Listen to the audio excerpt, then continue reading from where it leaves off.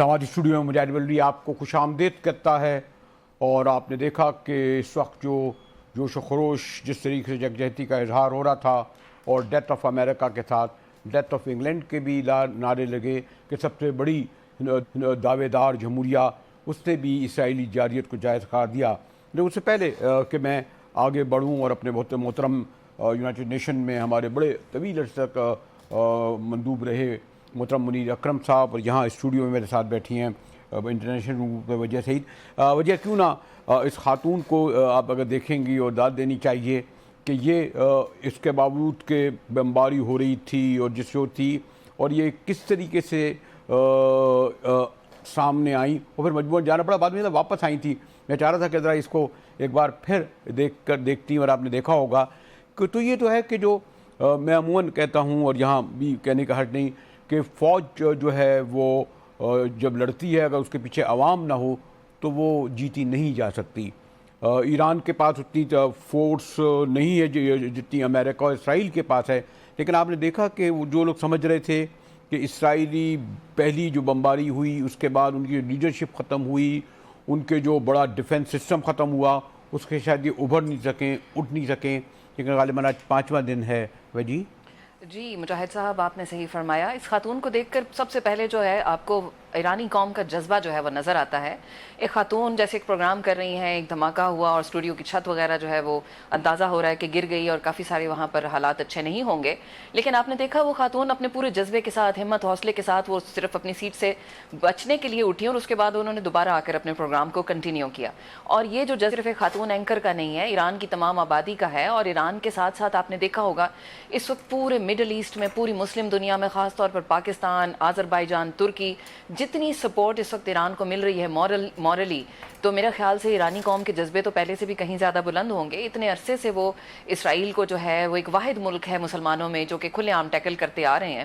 اور اب آپ نے دیکھا تھوڑی جی میں سوری ٹو کو انٹرپٹ کروں گا کہ یہ جو آپ نے دیکھا کہ غزہ میں کیا ہوتا رہا، اور کہ منیر اکرم صاحب نے اگر جوائن کر لیا ہے مجھے نیو یارک سے تو میں منیر صاحب کی طرف آؤں گا کہ ٹھیک ہے منیر صاحب کو تو بڑا تجربہ ہے، لیکن یہ بدقسمتی نہیں ہے کہ جو ہمارے برادر عرب ملک انہوں نے منیر اکرم صاحب ایک طویل عرصے تک دیکھا کہ کس طرح غزہ میں فلسطینیوں کو ختم کیا گیا. آج 5واں دن ہے. ٹرمپ تو خیر اس کے بارے میں بعد میں بات کروں گا، لیکن کوئی مجھے یاد ہے کہ 50s کے زمانے میں جب بڑا کولڈ وار کا زمانہ تھا تو امریکن پاکستان سے یہ کہتے تھے اچھا وہ پنگ پونگ ہی بھیج دو، مطلب یہ ہوتا ہے کہ علامتی طور پہ سپورٹ کرو. آپ نے دونوں جگہ دیکھا ہوگا کہ ابھی تک ہم نے اسٹیٹمنٹ تو دی ہیں لیکن عملی طور پر برادر اسلامی عرب ملکوں نے علامتی طور پر بھی ایران کی کوئی ایسی سپورٹ نہیں کی ہے. منیر اکرم صاحب پر دیکھیے اس میں ہم نے یہ دیکھنا ہے کہ یہ جنگ اسرائیل نے شروع کی ہے، اس کا جواب ایران دے رہا ہے، اس کی حق ہے سیلف ڈیفenس میں وہ رسپانس کرے. پر ہم نے یہ بھی دیکھنا ہے کہ اگر یہ جنگ پھیل جاتی ہے پورے خلیج میں تو اس کے بھی بہت اہم اور خوفناک کانسیکوینسز ہو سکتے ہیں. تو ہماری سب کی کوشش یہی ہونی چاہیے کہ یہ جنگ رک جائے اور یہ جنگ پھیلے نہ، کیونکہ پھر سب کی سیکیورٹی پہ یہ بہت خوفناک امکان ہو سکتے ہیں. تو ہر وقت انٹرنیشنل کمیونٹی کا تو یہی رخ ہوتا ہے کہ جنگیں جب ہوتی ہیں تو ان کو روکنے کی کوشش کریں اور ان کو پھیلانے کی کوشش نہ کریں. لیکن منیر اکرم صاحب یہ بھی تو ہے نا وجی کہ 1,00,000 فلسطینیوں کا کموبیش شہادت کی گئی اور ان کا یہ پلان ہے کہ ہمیشہ کے لیے ختم کرنے کے لیے شاید 10 لاکھ فلسطینیوں کو منیر اکرم صاحب زیادہ جانتے ہیں لیبیا منتقل کر دیا جائے. اور وہ آپ نے اس میں دیکھا کہ جس وقت یہ سب کچھ ہو رہا تھا تو ہمارے برادر اسلامی ملک باقاعدہ ان کی اسرائیلی سفارتکاروں سے اسناد قبول کر رہے تھے. وہ تو اس جنگ کے سبب نہیں ہو گئے. اس لیے مجھے یہ خوف ہے منیر اکرم صاحب کہ کہیں یہ نہ ہو کہ وہ بالکل جس میں کامیاب نہیں ہو سکتے اور نہیں ہوئے ختم ہو جائے، اس کے بعد ہم یہ کہیں کہ جنگ رک جائے. یعنی انہوں نے جو ٹارگٹ تھے کافی اچیو تو کیے نا منیر اکرم صاحب اسرائیل نے. بالکل، پر دیکھیے اس میں جو کیلکولیشن ہوتی ہے وہ یہ ہے کہ جی کس کے پاس طاقت کتنی ہے اور وہ طاقت کو کس طرح سے وہ استعمال کر سکتا ہے. ہر ملک سوچتا ہے کہ اس کی خود کی حفاظت پہلے آئے گی. اسی طرح سے جیسے پاکستان کے اوپر جب حملہ ہوا تھا تو ہم نے اس کا جواب خود دیا تھا, اکیلے دیا تھا. تو ملکوں کو یہی دیکھنا ہوتا کہ وہ ان کی نیشنل سیکیورٹی وہ فرسٹ پرائیورٹی ہوتی ہے. تو اس لیے لوگ جو بھی ملک ہیں وہ سب سوچتے ہیں کہ جی ہماری طاقت کتنی ہے اور ہم کیا جواب دے سکتے ہیں, اور اس کی کانسیکوینسز, اس کا امکان کیا ہوگا. تو اس لیے کوشچن آتی ہے انٹرنیشنل کمیونٹی میں, اور اسی لیے جی ضرور یہ صحیح ہے کہ اسرائیل نے جنوسائیڈ کیا ہے غازہ میں, پر اس کو روکنے کے لیے طاقت کس کے پاس ہے؟ امریکہ اس کی بھرپور سپورٹ کرتا ہے, اس کو سیکیورٹی کونسل اور باقی انٹرنیشنل کمیونٹی ان کو سپورٹ کی ہے. ان کے خلاف کوئی انفورسمنٹ ایکشن نہیں لی گیا ہے انٹرنیشنل کمیونٹی کے تحت. تو بائیلیٹرلی ملک اکیلے جنگ میں شامل ہونے سے ہچکاتے ہیں, ان کو کوشن ہوتی ہے کہ ان کی خود کی نیشنل سیکیورٹی کی جو کنسرنز ہیں وہ ہر وقت پہلے ہوتی ہیں سب ملکوں میں. جی آپ وجی سے ایگریگری جو میرا سوال تھا منیر اکرم صاحب سے, اسی لیے کہ غزہ میں وہ تقریباً اپنا جو کمپلیٹ کر گئے, لبنان بھی پیچھے ہٹ گیا, باقی ملکوں نے کر دیا, ایران میں بھی انہوں نے اتنا ہی بڑا ہٹ کیا تھا.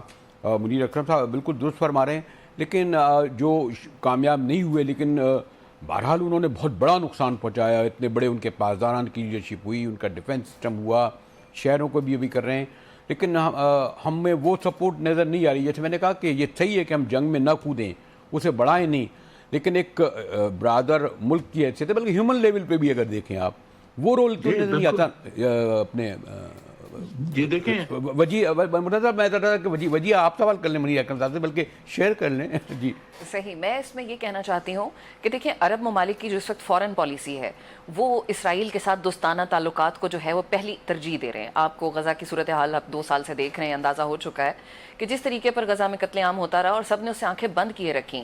دیکھیں ایک ہوتی ہے آپ کے سفارتی تعلقات, ایک ہوتے ہیں آپ کے معاشی مفادات, ایک ہوتے ہیں آپ کے سیاسی مفادات, لیکن عربوں کی طرف سے جو سب سے بڑا گلہ ہے کہ ایٹ لیسٹ انہیں انسانی حقوق کی پامالی کے اوپر شدید آواز اٹھانی چاہیے تھی. اور اگر وہ اسرائیل کے ساتھ تعلقات قائم بھی کرنا چاہتے ہیں, یہ ٹھیک ہے ان کا ریاستی اور دفاعی اور جو بھی ان کے معاملات ہیں, لیکن انسانی حقوق کی بدترین پامالی دیکھی ہم نے.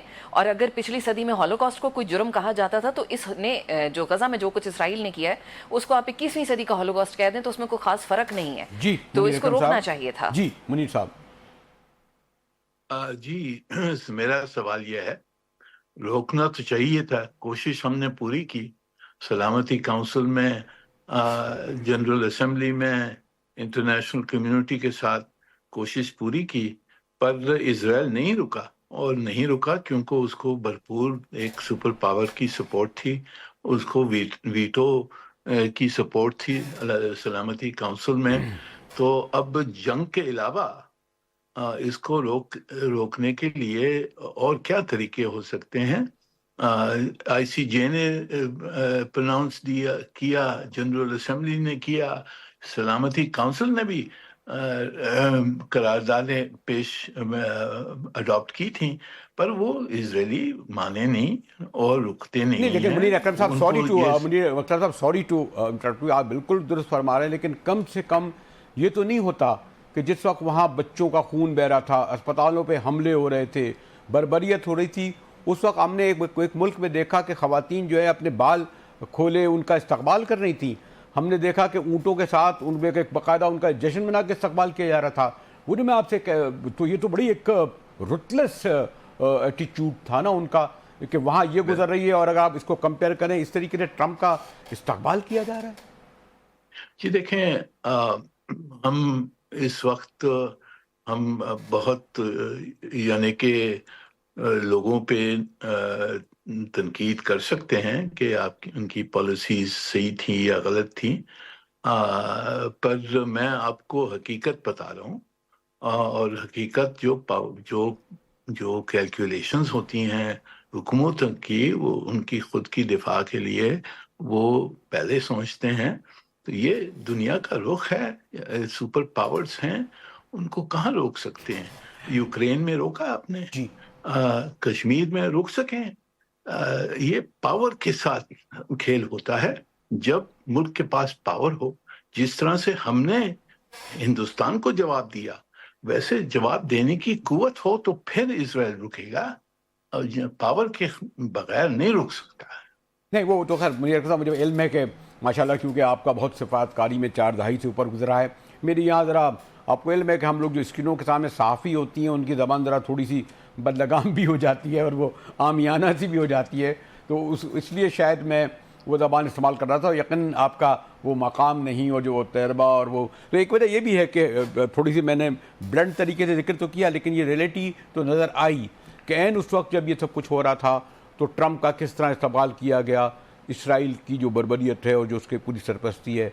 وجی جی مجاہد صاحب، میں اس پر یہ کہنا چاہوں گی کہ مسلم امہ کا تو کانسیپٹ اب ختم ہی سمجھیں. آپ کے سامنے ہے کہ جب اتنے لاکھوں لوگ آپ کے سامنے مارے جا رہے ہیں، ظلم تشدد بربریت ہو رہی ہے، انسانی حقوق کی پامالی ہو رہی ہے، تو کسی نے سوائے چند چھوٹی موٹی آوازوں کے حکومتی سطح پر دیکھا جائے پاکستان سمیت کسی نے بھی ایسے نہ کوئی بیان دیا، نہ کوئی ایسے اقدامات کا مطالبہ کیا کہ جس سے اسرائیل کو روکا جا سکتا. یہ ناممکن کام نہیں ہے. ٹھیک ہے، پاور کا جواب پاور ہی سے دیا جا سکتا ہے، لیکن دنیا اتنی بھی گئی گزری نہیں ہے. آپ کو سوشل میڈیا ہے، آپ ہر چیز ہے. پاکستان میں ایک اونٹ کی ٹانگیں کاٹ دی گئی تھی تو پوری دنیا میں شور مچ گیا تھا کہ جانوروں کے حقوق کی خلاف ورزی، اتنا ظلم. لیکن وہاں پر زندہ لوگوں کے ساتھ جس طریقے پر ان کے جسموں کے ٹکڑے کیے گئے، لاشوں سے اعضاء چرائے گئے، جو کچھ وہاں معصوم بچوں، خواتین اور نوجوانوں کے ساتھ کیا گیا، بوڑھوں کے ساتھ کیا گیا، تو میرے خیال میں دنیا کو یہ چہرہ دکھانا چاہیے تھا. ہم سب کا فرض اچھا وجی، بنتا میں ہے. ایک اور پہلو سے، کیونکہ منیر اکرم صاحب نے میرے لیے وقت نکالا ہے، ایک اور پہلو سے ہوتا نا. منیر اکرم صاحب، ابھی جو ابتدا میں لگا تھا جس طرح بہرحال ٹرمپ نے بڑا اہم رول ادا کیا پاکستان انڈیا جنگ روکنے میں اور اس کو کریڈٹ بھی دیا گیا. ابھی بھی ابتدا میں یہ لگا کہ وہ ایک ثالث بننے کا کردار ادا کر رہے تھے، شاید پیشکش بھی کی، لیکن بتدریج اگر ابھی میں لاسٹ 24 آور دیکھوں کہ ثالث کی جگہ وہ ایک فریق بنتے نظر آ رہے ہیں.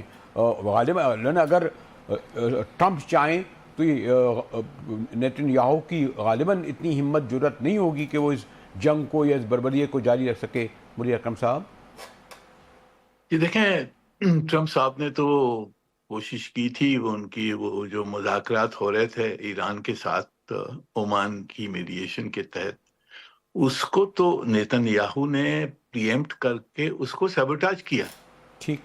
تو اب یہ صحیح ہے کہ امریکہ کے پاس جو پاور ہے اور انفلوئنس ہے وہ اسرائیل کو روک سکتا ہے، پر وہ کیوں نہیں روکا ہے انہوں نے؟ کیونکہ وہ بھی سمجھتے ہیں کہ اگر اسرائیل نے نقصان پہنچایا ایران کو تو ایران کمزور ہو جائے گا اور اس کے بعد میں کوئی اگریمنٹ وہ ماننے کے لیے تیار ہو جائے گا.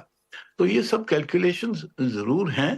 اب ٹرمپ صاحب کہتے ہیں کہ وہ امن لے آنا چاہتے ہیں، وہ ابھی بھی کہہ رہے ہیں کہ میں کوشش کر رہا ہوں کہ یہ جنگ بندی ہو اور مذاکرات واپس شروع ہو جائیں. پر اس میں کتنی حقیقت ہے، کیا ارادے ہیں امریکہ کے اور اسرائیل کے، وہ تو سمجھنا چاہیے. یہ کس نہ کس وقت پہ جا کے یہ جنگ رکے گی، پر اس میں جب تک کہ ایران نہیں مانے گا تو جنگ نہیں رک سکتی ہے.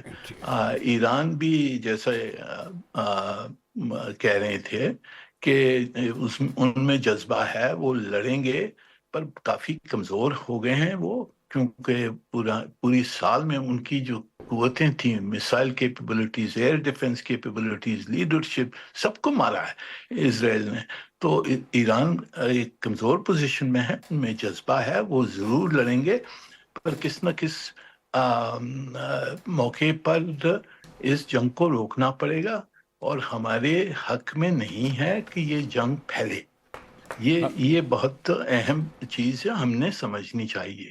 شکریہ منیر اکرم صاحب، آپ نے ہمارے لیے وقت نکالا. یونائیٹڈ نیشن میں بڑا اہم کردار ادا کرتے رہے ہمارے منیر اکرم صاحب. وجی ہمارے ساتھ ہیں. ہماری گفتگو آج جیسے 5واں دن ہے اور اس اسرائیلی بربریت میں یہ کمی نہیں آئی ہے، اور منیر اکرم صاحب جیسے تجربہ کار سے بات کہہ رہے تھے کہ بہرحال ایران کمزور ہوا ہے، اور اگر یہی صورتحال رہی، یعنی ہمارے امہ کی، اور جس کیا وجہ کہہ رہی تھی کہ اب کوئی وجود نہیں ہے یا عرب ممالک کی، یا ہماری بھی، ہم یہ ازبکستان اور ترکمستان اور ادھر ادھر ہم بڑے، ہمارا اسلام آباد جا رہا ہے، لیکن جہاں جو انہیں رول ادا کرنا چاہیے تھا، جیسے میں نے کہا کہ جس طرح ہم غزہ کا ایک نوالا نہیں پہنچا سکے ان وہاں تک لوگوں تک، حالانکہ راستے کھلے تھے. میں نے دیکھا اٹلی کے پارلیمنٹیرین پہنچ گئے تھے، ہم نہیں پہنچ سکے تھے وہاں پر. یہ ہمارے یہاں کے اسلام آباد کے پارلیمنٹیرین تو گفتگو کریں گے مزید اس بات پر کہ عملی طور پر میں نے جیسے کہا یہ ٹھیک ہے کہ آپ ہتھیار سے اور فوج سے نہیں کود سکتے، لیکن کوئی تو ایسا علامتی آپ سمبولکلی سپورٹ ایران کو اس وقت دینا. گفتگو کریں گے ایک بریک کے بعد، ہمارے ساتھ رہیے گا.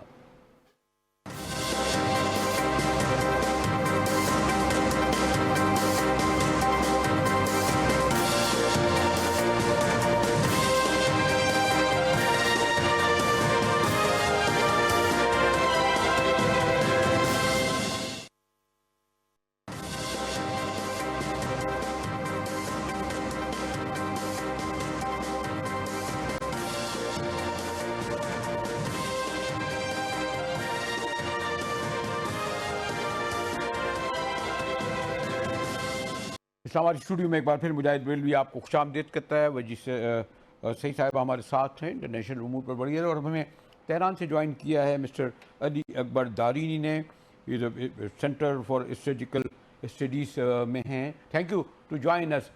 First of all I want to know what is the now situation in Tehran? It is a complete war, last 4 days or 5 days, and what is the morale of the people?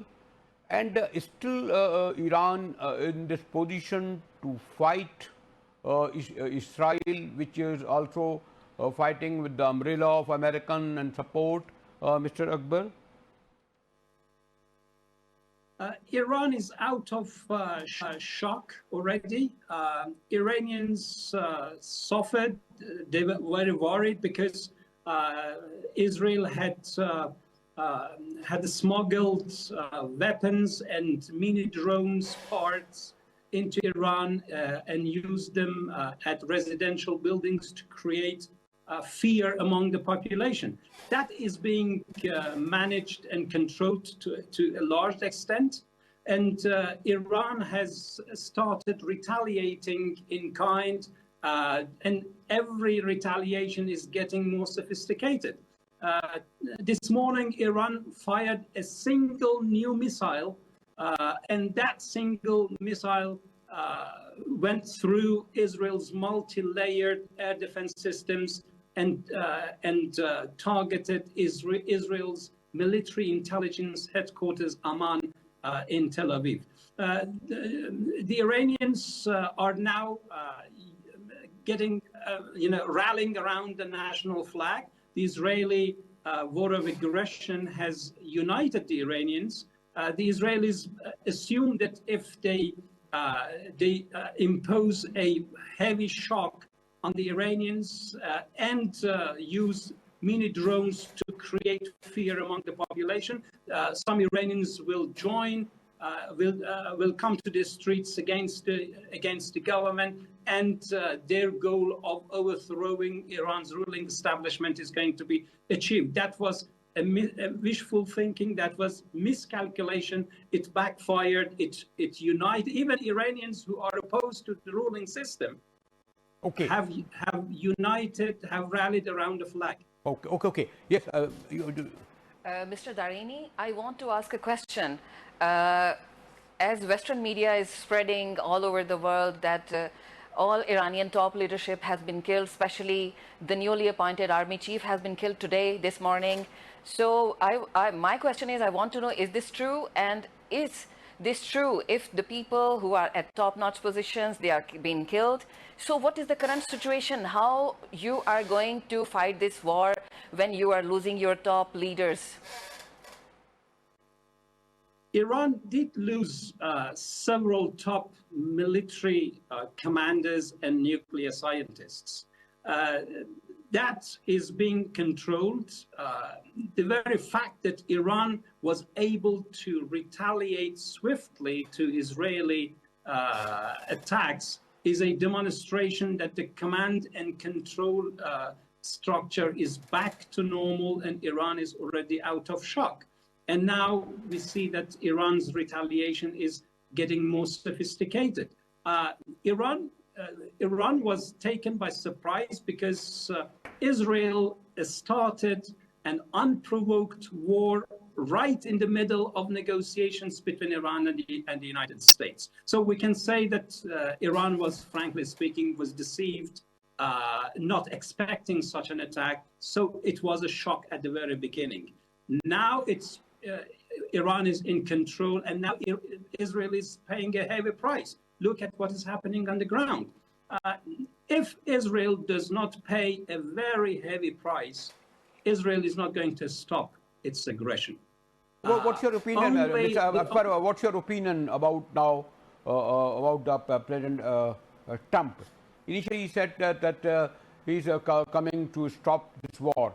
Now we are looking that he become the part and parcel of this war.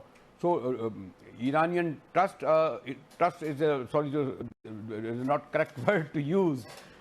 Do you have any hope that President Trump played any role to stop this war? Actually, it has now become clear that it is an American war against Iran carried out by its proxy Israel. Look at the language President Trump has used in the past few days, especially after Israel started this war. The disrespectful language and the threatening language used by Trump does not give us any hope. Now the Israelis are working hard to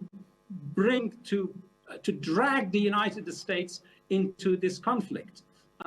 The Israelis believe that they cannot handle this on their own, and they are doing everything to drag the United States into this war.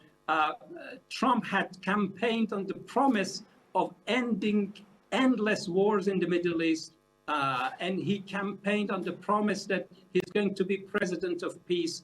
Unfortunately, we see that he's proving to be president of war. If Trump administration falls into this trap,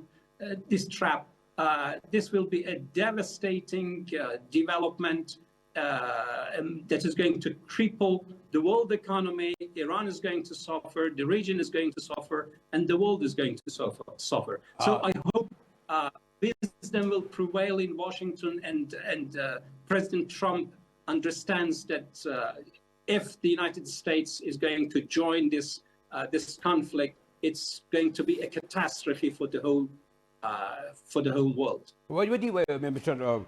Mr. Darini, but we also want to share with him that initially Netanyahu discussed with Trump to eliminate even the political leadership, the Ayatollah. Yeah. So we were very much worried about, the military is part of war, maybe one another way they kill them, but the political leadership is more important than the military leadership. You want to share with him? Yes, I have a question. Do you have any security measures, special security measures? I think you should have been taken all the security measures to take care of your presidents and all your senior leaders. But one thing I would like to ask from everyone, we all are in Pakistan, we are with you guys, we are with our Iranian brothers, but we want to know what type of help you want from Pakistan in this moment. Not only Pakistan, but the other brother Muslim countries to take any major step, not only talking or talking. Yes, what type of help do you need from us? Yeah. Iran appreciates the support from brothers in Pakistan. Iran is very appreciative of this position. Iran's expectation from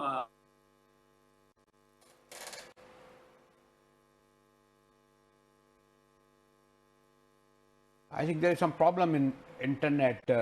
Hopefully, he will join us either on telephone again. And very, I think, वही आप देख रही थी कि जो जिस तरीके से मिस्टर अली अकबर दारीनी प्रूफ कर रहे थे. So thank you. He's again joined. Please, you want to ask another question or maybe repeat your question? Yes, there is another question I have for you, Mr. Darini. As all of us are quite worried about you guys, and we also want to know something that when we can expect a nuclear test from Iran. Nuclear test from Iran? What do you mean? Iran Nuclear test. It has been spreading all over the Western media and international media that Iran is going to conduct the nuclear test in few hours. There is growing calls from within the country pressuring the establishment to pull out of the NPT. And there are calls from certain, politicians who are calling for Iran to build a nuclear weapon. If Iran had built a nuclear weapon, there would have never been a war. Israel would have never dared to attack Iran. But Iran has not pursued nuclear. And there is discussions within Parliament, members of Parliament, about the possibility of Iran pulling out of the NPT. But Iran doesn't want to kill the diplomacy altogether. Probably, if the next steps, if things get worse, there is a possibility that Iran will pull out of the NPT. About building a nuclear weapon, I don't think Iran is going that way, or Iran is going to choose this path, at least at this point. And also, what's your opinion about the role of the Security Council? I think last 5 days they sit together, and I think I was just last week I was watching Waji, the ambassador of the Palestine. He was quite weeping. And but sorry to say, the face of the Western countries, and you also saw the role of the Britisher. They openly said that they are going to support Israel. Yes. And I'm happy to, when I was watching that in Iran, when the Ayatollah was talking with the people, they said not only death for America, but death of the British. So, just concluding word. Yes, I would like to say, आपने देखा होगा अभी के G7 countries का जो अभी उन्होंने किया है, उसमें all the G7 countries supported Israel. और उनके मुताबिक ईरान जो है वो एक कल्प्रिट है और उसने प्रॉब्लम क्रिएट कर रखे हैं इस सारे सिचुएशन में. The way the West is supporting Israel, it means they all are backing Israel. America is ready to jump in the war. It seems like, as you have seen. And on the other side, the role of the Arab countries. Arab countries, they have done to Gaza, the people with Gaza. और जो कुछ उन्होंने किया है गजा के मामले में, उसको देखते हुए, I am 100% sure they are not going to step into this war. There are so many questions, Mr. Ali Akbar, but please explain in detail. In international relations, if you don't have power, you have no rights. Iran is not counting on the Security Council. Iran is not expecting the United States and its allies to even criticize Israel for its war of aggression against Iran. Look at what the IAEA has done. Iran's nuclear facility has been attacked, yet the IAEA is refusing to condemn this act of aggression.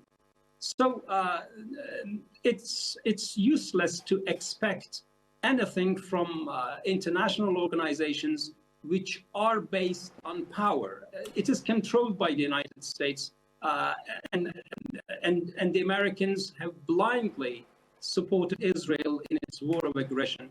But Iran is relying on its own national might. Iran is relying on self-help. Thank you, Mr. Ali Akbar Darini, a very senior, seasoned researcher and defense analyst. Thank you so much.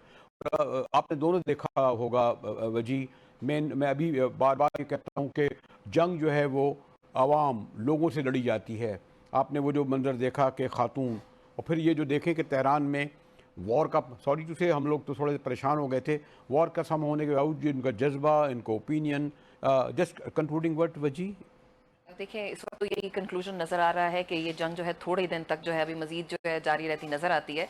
اور اس میں جب تک امریکہ کی طرف سے pressurize نہیں کیا جاتا اسرائیل کو. وہ جی مجھے کیمرے کے پیچھے سے کہا جا رہا ہے کہ وقت کم ہے، حالانکہ میں نے کہا کہ ایران نے جس طرح مقابلہ کیا وار کے 5ویں دن، اس سے ایک خیال پایا جاتا ہے کہ وہ کمزور پڑ گیا ہوگا. دفاعی طور پر ضرور کمزور پڑ گیا ہو، لیکن ایرانی عوام کو کم از کم اس طرح شکست نہیں دی جاتی جو خوف ہراس اسرائیل میں ہے، امریکہ میں ہے، ویسٹ میں ہے. میں آپ کا شکریہ ادا کرتا ہوں. Particularly I want to convey my best regard and hope you will be safe not through وقوعاتی. اینڈ مجھے اسلام آباد اسٹوڈیو سے اجازت دیجیے.